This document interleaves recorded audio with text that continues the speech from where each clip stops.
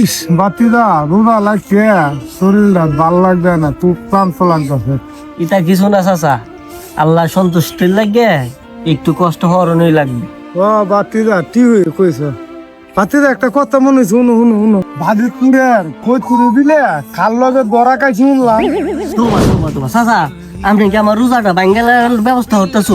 কি কো বাতিদা, আমি তো তোমার কিছু খাওয়াইছি না, তাইলে তোমার রোজা ভাঙতো কেরে? চাচা, কালি সারাদিন না খায়া থাকলে রোজা হয় না, বুঝছো?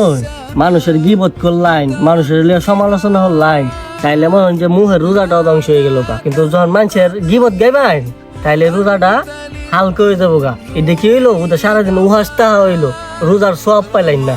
এর লাগে রোজার মাস কালি ওটা না খায় থাকলে হইতো না। মানুষের বদনাম হরা এগুলো বাদ দিতে হইব। মুহের একটা রোজা আছে, বুঝছো? ও বাতিদা ঠিক কইছ, খালি না খায় থাকলে লুজো না, লুজারও কিছু নিয়ম কারণ আছে, সেটা বুঝন লাগে। رمضان كريم